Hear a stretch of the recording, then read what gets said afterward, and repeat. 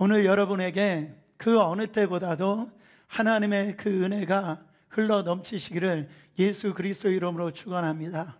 우리의 심령뿐만 아니라 여러분의 가정, 교회, 이 나라의 민족 가운데 하나님의 은혜가 절실히 필요한 때가 이때라고 생각합니다. 여러분, 당연한 것 없습니다. 따라합니다. 당연한 것 없다. 당연하다라고 생각하는 것은 은혜가 아닙니다. 여러분, 우리가 지금 호흡하고 하나님 앞에 이렇게 예배 드릴 수 있는 거 당연한 게 아닙니다. 여러분, 많은 사람들이 아침에 출근하고 밤에 들어오지 못하는 경우가 많이 있습니다. 여러분, 일주간 살면서 오늘 이렇게 뜨겁게 예배 드릴 수 있는 거 당연한 게 아닌 거예요. 바로 이것은 하나님의 은혜입니다. 은혜란 뭡니까? 내게 찾아온 어떤 것도 결코 당연한 것이 아니다라고 하는 것, 그것이 은혜라고요. 은혜를 당연하다라고 생각하는 그 순간 사랑하는 여러분, 더 이상 은혜가 아닌 것을 알 수가 있습니다. 여러분, 내가 하나님의 자녀가 되었다라는 것, 내가 구원받았다라는 것, 정말 만 가지 그 하나님의 그 은혜 속에서 내가 지금 살고 있는 것 당연한 거 아닙니다. 하나님의 은혜라고요. 여러분, 물고기의 IQ는 0.3이랍니다. 왜 물고기의 IQ가 0.3이냐면 바로 옆에 있는 자기 동료 물고기가 낚싯바늘에 걸려가지고선 몸부림치면서 잡혀가는 것을 보고도 그 낚싯줄에 그 바늘이 올 때 또 그거를 문다라는 거죠. 그래가지고 IQ가 0.3인 거예요. 여러분, 한국에 이 정치가들 있잖아요. 국회의원들 IQ가 0.3이래요. 왜 그러냐면 뇌물 받아가지고 다 감옥에 잡혀가는 걸 보면서도 또 뇌물을 받으니까 정치가들의 IQ가 0.3이다. 그런 웃지 못할 얘기가 있더라고요. 사랑하는 여러분, 우리 가운데 영적인 IQ가 얼마냐라는 거죠. 그거를 지금 여러분 물어보고 있는 겁니다. 하나님은 에베네셀의 하나님, 지금까지 도와주신 하나님, 하나님은 여호와 이레의 하나님, 모든 삶을 예배해 주신 하나님, 여호와 니시의 하나님, 우리의 삶 가운데서 승리케 하신 하나님. 여러분, 지금까지 우리는요 하나님의 은혜로 살아왔다고요. 여러분, 하나님의 은혜가 아니었으면 우리는 이곳에 있을 수가 없어요. 우리는 앞으로도 하나님의 은혜로 살 거랍니다. 할렐루야. 지금도 우리는요 하나님의 은혜 때문에 이곳에 있는 거예요. 하나님의 은혜가 아니면 어떻게 우리가 예배를 드릴 수가 있냐고요. 그 하나님의 은혜를 다 잃어버린 거예요. 그럼에도 불구하고 우리가요 하나님의 은혜를 기억하면서 살고 있냔 말이에요. 무슨 일을 조금 잘하면 내가 잘나서 그런 줄 알고, 하나님은 우리에게 한량없는 은혜를 베풀어 주셨고 여러분 지금도 베풀어 주고 계시지만 우리는요 그 하나님의 그 은혜를 다 까먹고 살아갈 때가 얼마나 많은지 몰라요. 그래서 하나님은 택하신 백성 이스라엘에게 하나님의 은혜를 잊지 말라라고 간절히 호소합니다. 이스라엘아, 나의 택한 자녀들아, 나의 은혜를 잊지 말아라. 모든 일을 주 안에서 형통하게 하시네. 저는 아차 하는 순간, 아찔하는 순간이 한두 번이 아니에요. 바로 그 낭떠러지에 떨어질 수밖에 없는 순간이 한두 번이 아닙니다. 하나님의 은혜였다고요. 여러분, 이토록 귀한 은혜를 여러분 알고 계십니까? 오늘 이 시대에 많은 사람들이요 신자라고 하는 사람들이요 하나님의 은혜를 잊고 살아요. 헬렌 켈러 여사 여러분 다 아시잖아요. 그 육체에 삼중고가 있었습니다. 그는 귀가 안 들렸고요, 그는요 눈이 보이지 않았고 말을 못했어요. 사랑하는 여러분, 이런 불행을 그녀는 딛고 일생을 다시 일어납니다. 그래서 수많은 좋은 일들을 또 많은 책들을 남겼어요.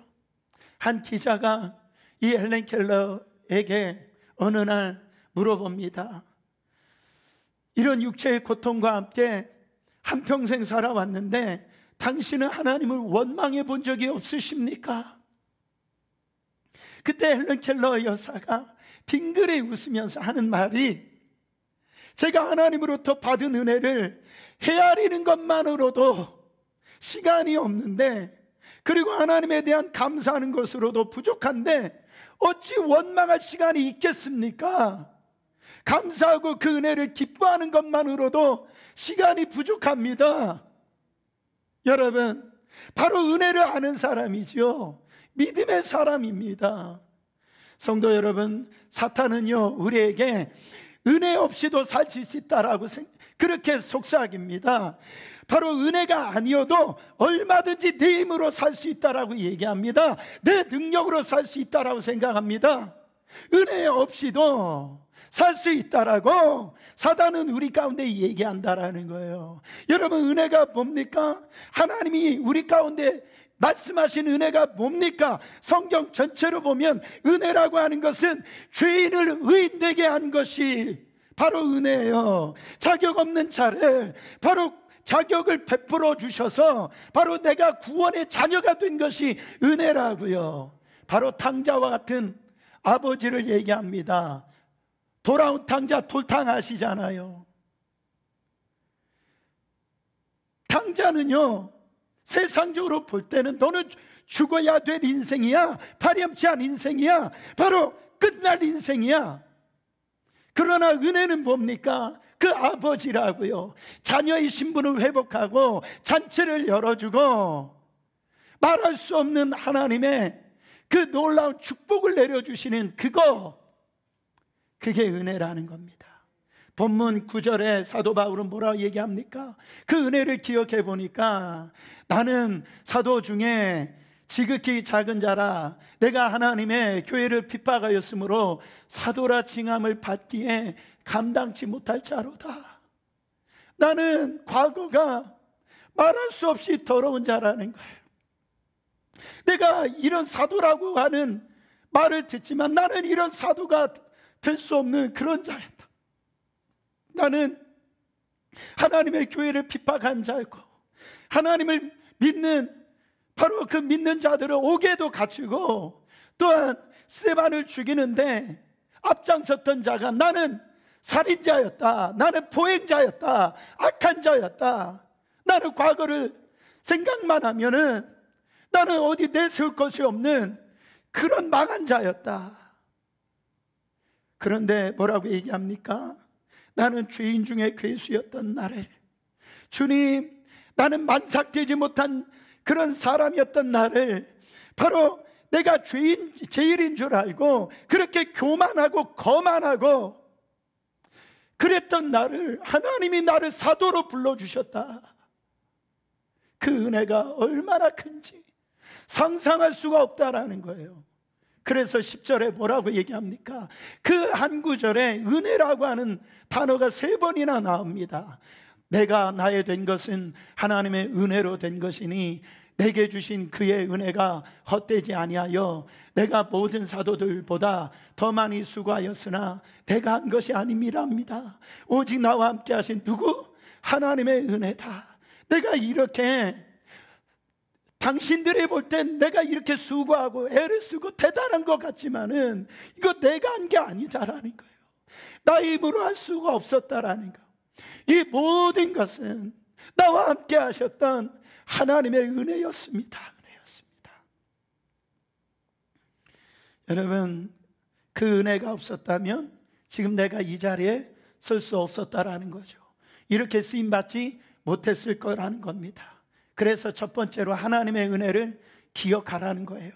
두 번째로 하나님의 은혜면 충분하다는, 하나님의 은혜면 충분합니다.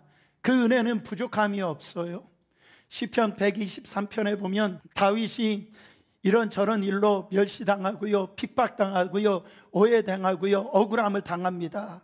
그때요 하나님께 다윗이 간절히 은혜를 달라라고 하나님께 구합니다. 시편 123편 3절에 보면 여호와여 우리에게 은혜를 베푸시고 또 은혜를 베푸소서. 심한 멸시가 우리에게 넘치나이다. 사랑하는 여러분, 어떻게 이런 기도를 하냐고요? 만약에 기도를 하면은 하나님 나 좀 성공하게 해주세요. 나의 억울함을 갚아주세요. 나의 삶을 좀 넉넉하게 해주세요. 언제까지 제가 이런 수모를 당하고 멸시를 당하고 오해를 당하고 이렇게 살아가야 됩니까? 하나님 안 믿더니 아휴 저 사람 꼴 좀 봐.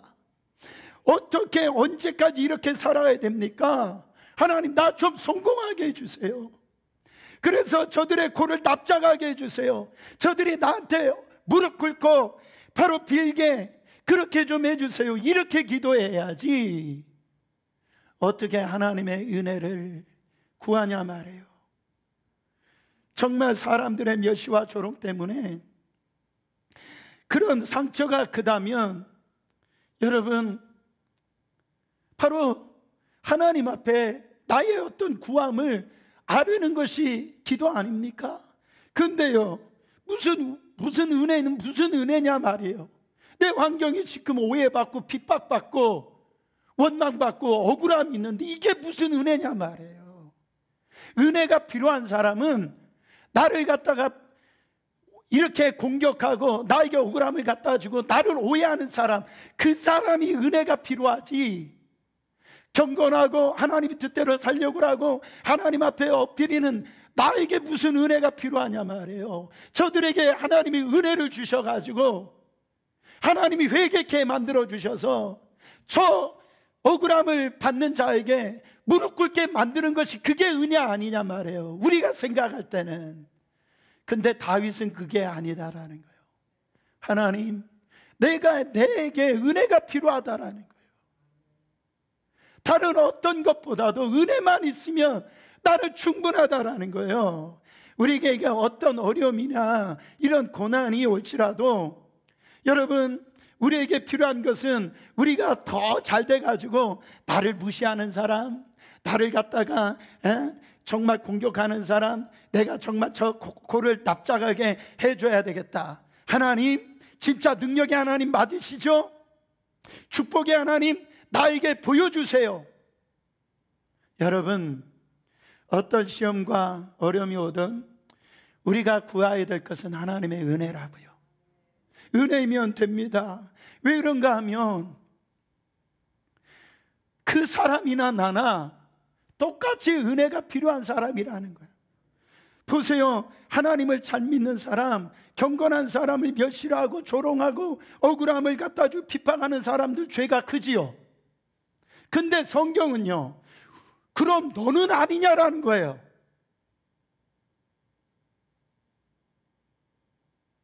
너는 아니냐라는 거예요. 그 사람들은 죄인이고 너는 아니냐라는 거예요. 여러분 우리 자신도요 한번 솔직해 보세요. 솔직해 보면 교마덩어리고요, 자랑덩어리고요, 이기적이고요, 정욕적이고요, 여러분 나만 알고요, 바로 혈기가 많고요. 우리도 그랬잖아요. 그러고 있잖아요. 조금만 뭔가 지위가 높아지고 조금만 다른 사람보다 돈이 많아지면은요 여러분 가난한 사람 무시하고요, 뭔가 자기 삶이 뭔가 다른 사람보다 나아진 환경이 있으면 다른 사람이 나의 삶보다 낫지 아니하면 그 사람 무시하고 있잖아요. 여러분 내가 조금 뭐 기도 많이 하고 언급 많이 하고 봉사 많이 한다라고 그러면 다른 사람을 평가하고 또 나의 어떤 그런 신앙의 의의를 내세우고 있잖아요. 너는 안 그러냐라는 거예요.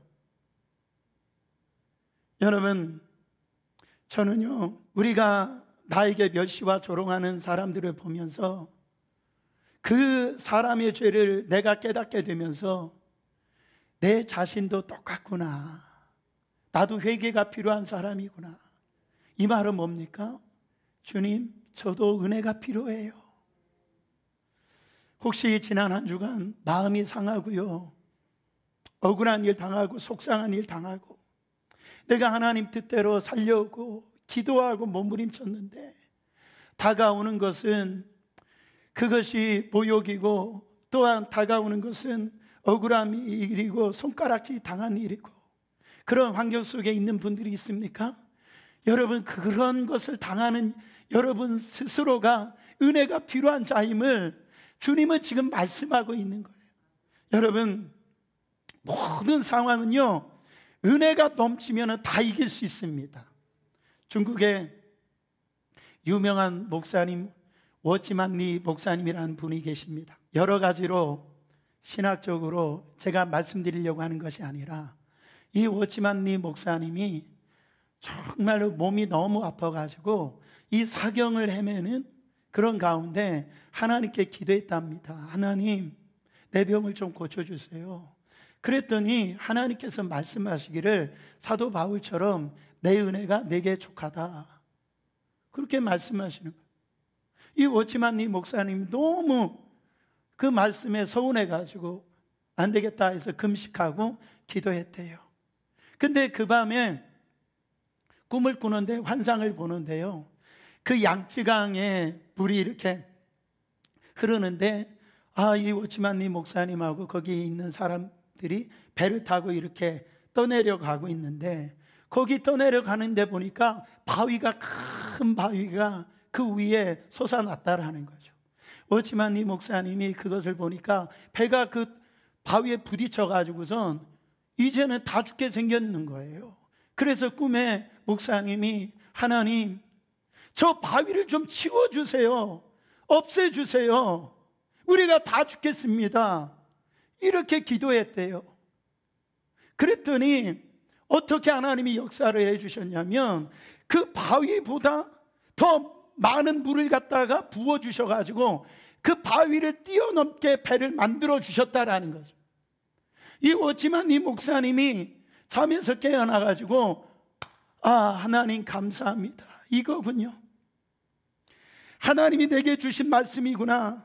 바위가 없어지는 게 아니고 어떤 장애물보다도, 시험보다도 하나님의 은혜가 크면, 그러면 아무 문제가 없구나. 사랑하는 여러분, 이후부터 워치만리 목사님은요, 하나님께 어려움이 생기고 이런 문제가 생기고 억울함을 당하고 이렇게 모욕을 당할 때에 그때 내가 이길 수 있는 것은, 내가 필요한 것은 하나님의 은혜구나, 하나님의 은혜가 나에게 부어지니까요, 그런 모든 것을 다 뛰어넘게 되었다라는 거죠. 주님의 은혜이며 충분하다라는 거예요. 여러분, 내가 여러 가지로 생각이 드는 것은 뭐가 지금 필요하다라는 얘기입니까? 하나님의 은혜가 필요한 존재구나. 사랑하는 여러분, 목사님, 제게 그런 은혜를 좀 주시면 좋겠는데요, 이렇게 말씀하시는 분이 있는지 모르겠어요. 여러분, 여러분이 지금 이미 받은 은혜가 얼마나 크신지를 알아야 돼요. 여러분이 이미 소유한 은혜가 말로 표현할 수 없는 은혜라는 것을 알아야 돼요. 송축해 내 영혼, 내 영혼아. 그 주님의 그 거룩하신 이름을 만 입이 내게 있다 할지라도요, 다 얘기할 수가 없습니다. 여러분, 에베소서 2장 7절에 이는 그리스도 예수 안에서 우리에게 자비하심으로 그 은혜의 지극히 풍성함을 오는 여러 세대에 나타내려 하심이라. 여러분의 이미 받은 은혜가 뭡니까? 예수 그리스도의 저 십자가 은혜예요. 그 은혜, 사랑하는 여러분, 오는 세대에 나타나게 하려 하심이라. 그 십자가의 그 은혜가 지금 우리 세대에 지금 나타나고 있다라는 겁니다. 이게 무슨 얘기예요? 예수님이 십자가에서 주신 은혜, 하나님께서 하나밖에 없는 독생자를 우리 가운데 내어주시고, 예수님이 우리 위에 십자가에 우리 죄를 대신해서 죽으시고 우리 죄를 다 속량하셔서, 여러분, 우리가 어떤 은혜를 받았습니까? 지옥 갈 존재가 천국 갈 존재가 되어지고, 마귀 자녀가 이제는 하나님의 자녀가 되어지고, 영원히 지옥에서 멸망받을 그런 인생이 이제는 영원한 천국에서 하나님과 영원히 누릴 수 있는 하나님의 축복을 받을 존재가 되었다라는 거예요. 여러분, 그 주님이 지금 우리 가운데 함께하고 계시다라는 거예요. 여러분, 이 은혜가 보통 은혜입니까? 이 말은 어떤 시험도 세상에 살아가는 어떤 고난도 이 은혜가 확실하다면 우리는 다 승리할 수 있다라는 겁니다. 요한복음 8장에 보면 여러분들이 다 아시는 간음하다가 현장에서 잡힌 한 여인이 나옵니다.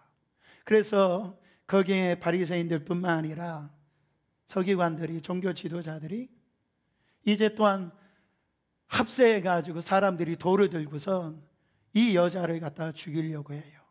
예수님께 물어봅니다.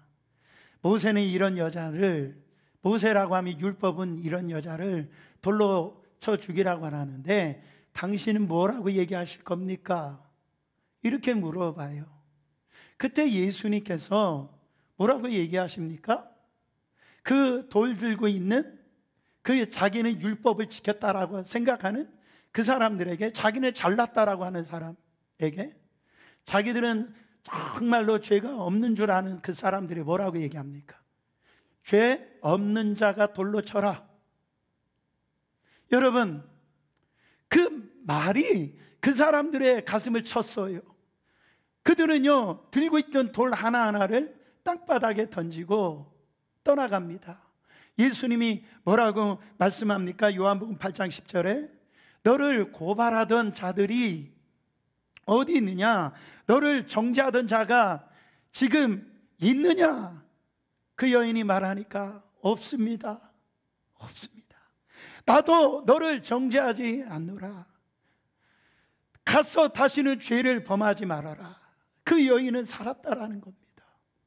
주님은 어떤 자들도 정죄하지 않으세요. 그러나 주님의 마음은 가서 다시 그 죄를 범치 않기를 원하신단 말이죠. 여러분, 여기에서 한번 생각을 해보세요. 이 여인이 그 이후에 어떤 삶을 살았을까요? 이 여인이, 간음하던 여인이, 이 여인이 간음하면서 그렇게 살았을까요? 그렇게 살지 않았을 거예요. 왜 그렇습니까? 그는 하나님의 심판대 앞에도 서봤고 하나님의 구원의 손길도 경험을 해봤어요. 그렇기 때문에 그녀는 정말 그 자리에서 죽을 수밖에 없었죠. 그러나 예수 그리스도의 그 은혜로 말미암아 살리심을 받았다라고요. 여러분, 그러나 여러분, 그 모습을 통하여서 그가 옛날처럼 살았겠냐고요. 그러나 다른 사람들은 어떻게 생각했을 겁니까? 어떻게 이 여인을 대했겠냐고요. 한번 생각을 해보세요. 이 여인을 틀림없이 말할 수 없는 죄인처럼 또 정죄했을 겁니다. 나는 너의 과거를 다 안다라는 거죠. 그래서 그 과거를 다시 들추면서 이 여인과 같이 밥도 안 먹었을 거예요. 아마 이 여인은 그 마을에서 살 수 없는 그런 존재였을지도 모릅니다. 여러분, 이런 일을 당할 때 이 여인이 하나님께 어떻게 기도했을까요? 하나님, 저 사람들 좀 복수를 좀 해주세요. 나의 억울함을 좀 주님 갚아주세요. 저 사람들의 코를 납작하게 해주세요. 그렇게 기도했겠습니까? 저 사람들 나 앞에 무릎 꿇고 정말 용서를 빌게 해주세요. 그렇게 기도했겠냔 말이에요. 아니다라는 거예요. 아마 그 여인은 하나님 앞에 그렇게 기도했을 겁니다. 하나님, 주님의 은혜가 저에게 큽니다. 이 여인은 하나님의 심판대 앞에서도 서봤어요. 자기는 돌에 맞아서 죽을 인생이었단 말이에요. 그렇게 돌 맞아도 아무 얘기할 수 없는 그런 인생이었다고요. 그러나 자기가 구원을 받을 때 자기 어떤 선함이나 자기 어떤 행함이나 그걸 가지고 여기에서 구원을 받았냔 말이에요. 예수님의 전적인 은혜 때문에 그 자리에서 살아난 거 아닙니까?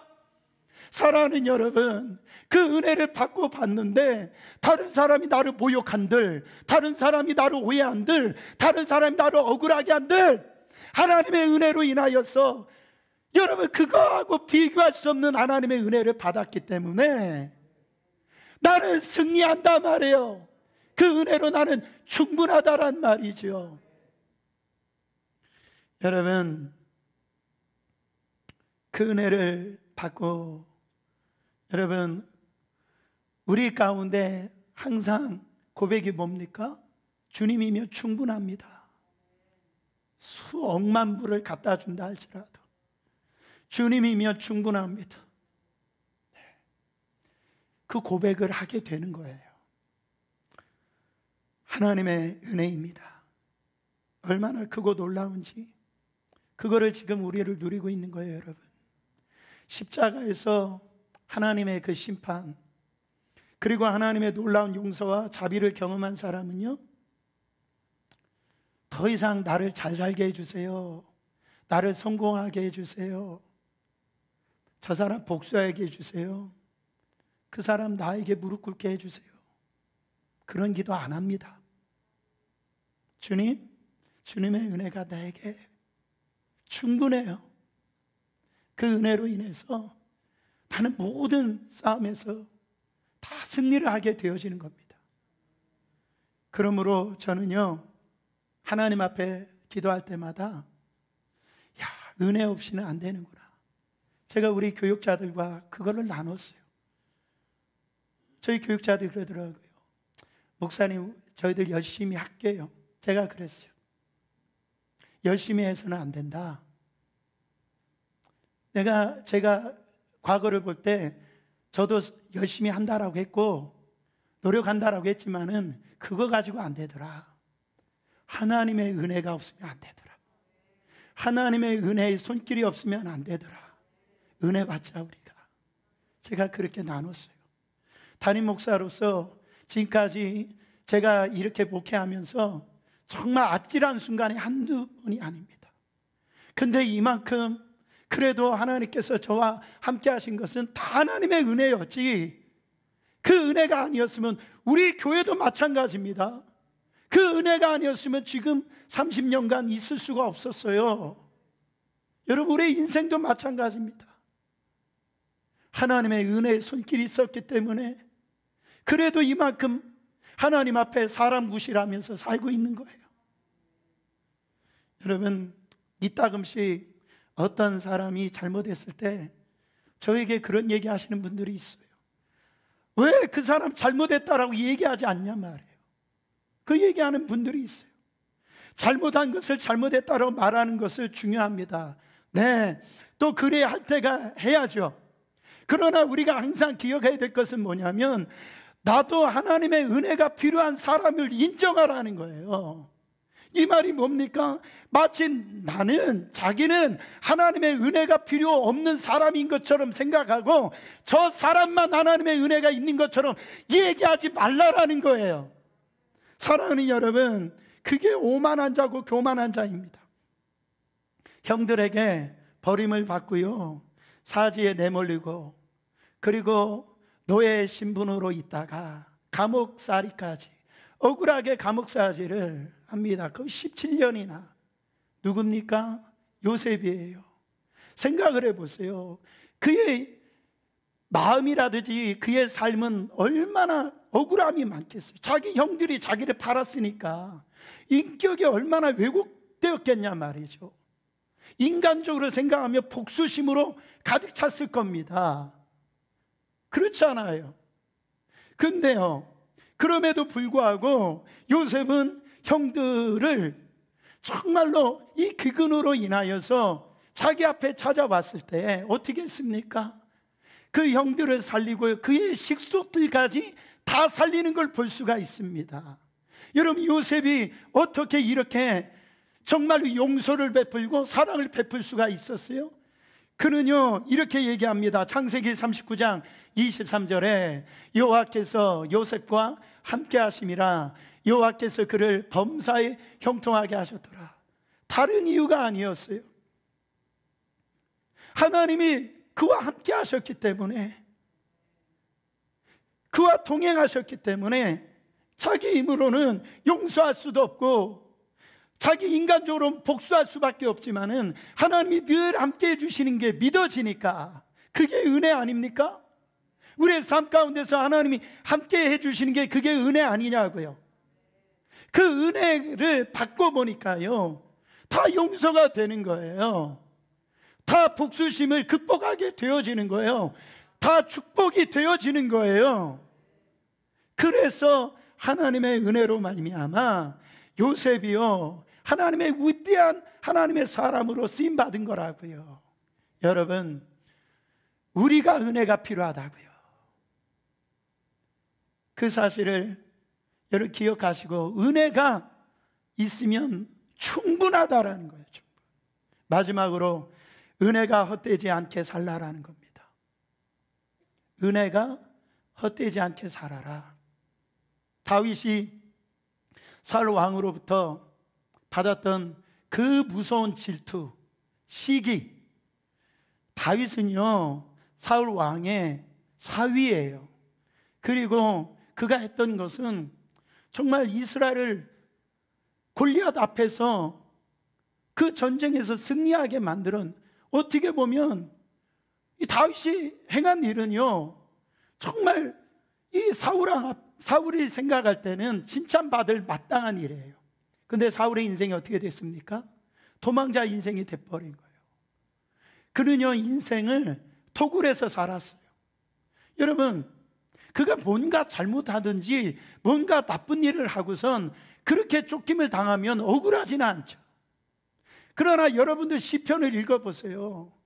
그가 광야 생활 속에서, 토굴 생활 속에서 하나님의 은혜를 찬양하는 걸 보세요. 여러분, 그는요 이제 왕이 됩니다.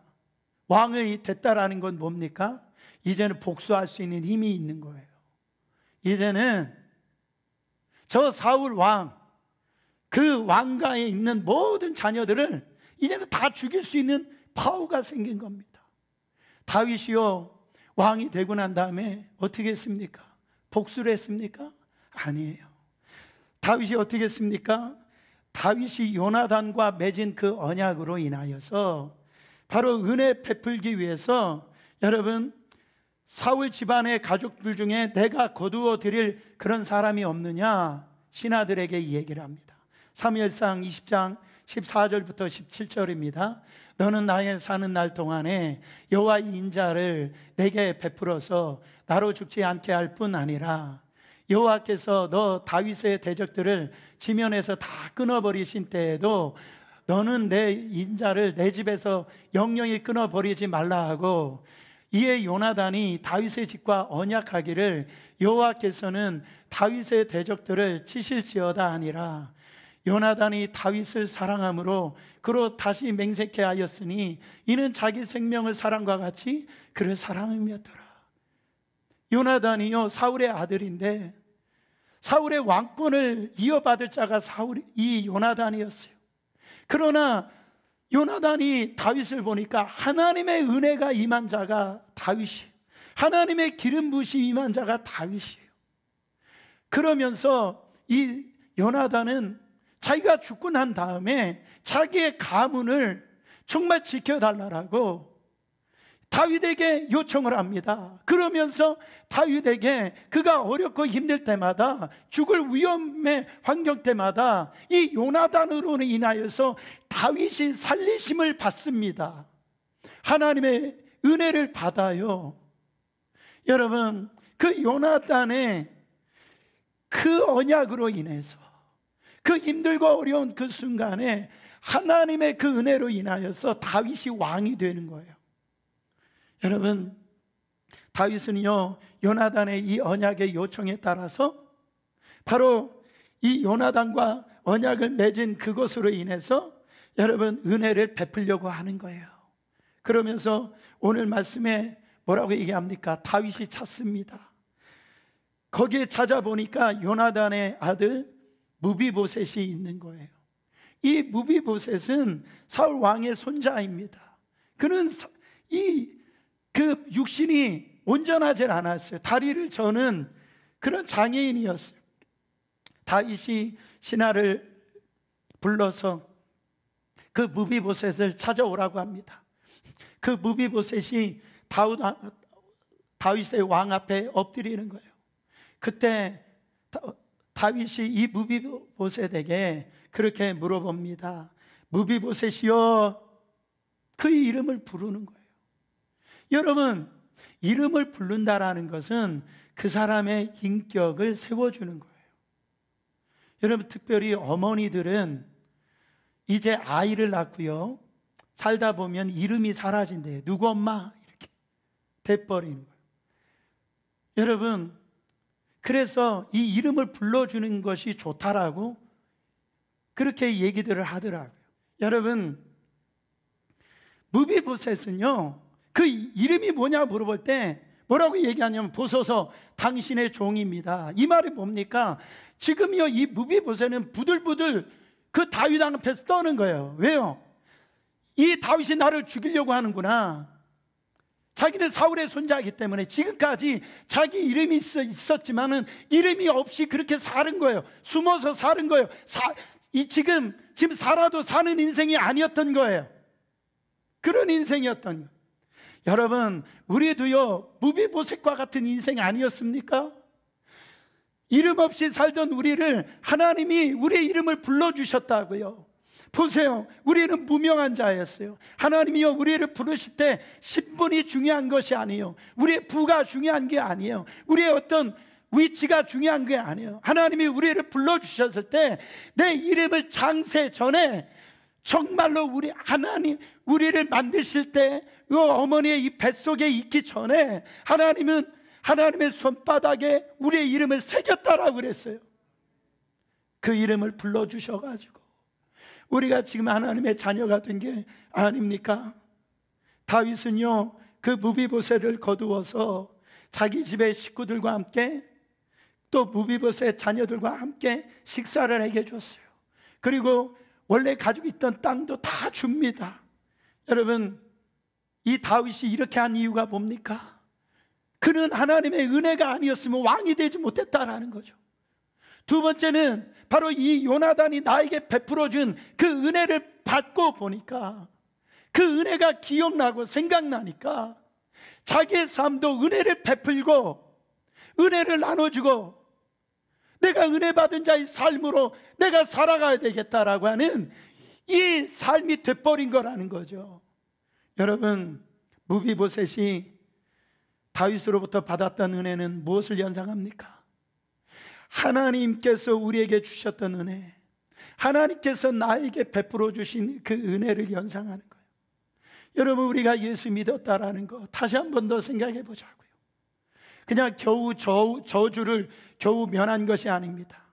하나님께서는 그 영광스러운 왕의 자녀로 우리를 불러주셨다라는 거죠. 여러분, 우리는요, 육의 눈을 갖고 있기 때문에 이걸 다 보지 못했지만 이제 주님이 오시는 그때 저 천국 잔치가, 우리를 위해서 예비한 잔치가 펼쳐진다라는 거예요. 이 세상에서 상상할 수 없는 하나님의 그 면류관을 우리 가운데 씌워주실 하나님을 여러분 반드시 보는 날이 올 거라는 거예요. 여러분, 우리의 과거가 어땠습니까? 우리의 과거는 하나님과 원수였다고요. 로마서 5장 6절부터 10절에 보면 6절에 뭐라고 합니까? 우리가 아직 연약할 때에 기약대로 그리스도께서 경건하지 않은 자를 위하여 죽으셨도다. 우리는 경건한 자가 아니었어요. 연약할 때에 8절, 우리가 언제? 우리가 아직 죄인 되었을 때에 그리스도께서 우리를 위하여 죽으심으로 하나님께서 우리에 대한 자기의 사랑을 확증하셨느니라. 우리가 죄를 많이 지었을 그 전에도, 죄를 지었을 때에도 하나님은요, 그리스도를 우리 가운데 죽이심으로 말미암아 하나님의 사랑을 우리 가운데 부어주셨다라는 것. 10절입니다. 곧 우리가 뭐 되었을 때? 원수 되었을 때 그의 아들의 죽으심으로 말미암아 하나님과 화목하게 되었은즉 화목하게 된 자로서 더 그의 살아심으로 말미암아 구원을 받을 것이니라. 하나님과 우리는요, 가까이 갈 수 없었던 존재였다고요. 화목할 수가 없었다고요. 그러나 화목제물이 되신 그 예수 그리스도로 말미암아 우리가 다 살리심을 받고 하나님 앞에 구원을 누리는 그런 인생이 되었다라는 겁니다. 여러분, 우리가 연약할 때였어요. 우리가 정말 죄를 지을 때였어요. 그리고 우리가 원수 되었을 때, 하나님과 원수 되었을 때요, 그때 하나님께서 우리 이름을 아시고 우리를 불러주셔서 우리를 하나님의 자녀라고 삼아주시고 하나님의 이 놀라운 은혜로 말미암아서 바로 하나님의 전국 자녀로 그 영생을 얻을 자로 우리를 택해 주셨다라는. 사랑하는 여러분, 우리가 이 사랑을 경험할 때 처음에는 어왕벙벙합니다. 받아들이기가 힘들어요. 말로 다 할 수가 없어요. 표현을 못하는 거예요. 여러분, 원수 자손 무비보셋이 왕의 식탁에 앉아서 밥을 먹을 수가 있습니까? 설명이 안 되는 거예요. 워런 W. 워스비 목사님이 이런 이야기를 하셨어요. 교회를 완전히 설명할 수 있다면 뭐가 잘못되고 있기 때문이다. 여러분, 사람들이 교회에 와서 변화를 받아요. 그 변화를 받는 게 이해가 됩니까? 설명이 됩니까? 설명이 안 되죠. 그 사람이 무슨 인격이 훌륭해서 그가 변화가 되어지는 겁니까? 설명이 안 되는 거예요. 설명할 방법이 없어요. 내가 변화되어지고 저 사람이 변화되어지는 것은 하나님의 은혜였지 설명이 안 된다라는 거예요. 하나님의 은혜를 받으면 다 변화지고 다 뒤집어진다라는 겁니다. 설명이 안 되기 때문에 사도 바울은 뭐라고 얘기합니까? 나의 나 된 것은 하나님의 은혜이다. 사랑하는 여러분, 오늘 이 설명이 안 된 은혜가 여러분 안에 있습니다. 우리는 은혜로만 살 수밖에 없어요. 내가 억울함을 당하고, 내가 모욕을 당하고, 내가 핍박을 당해도 여러분, 하나님의 은혜이며 충분합니다. 주님의 은혜를 기억해 보세요. 정말 주님의 은혜가 아니었으면 우리는요 정말 망할 인생이었단 말이에요.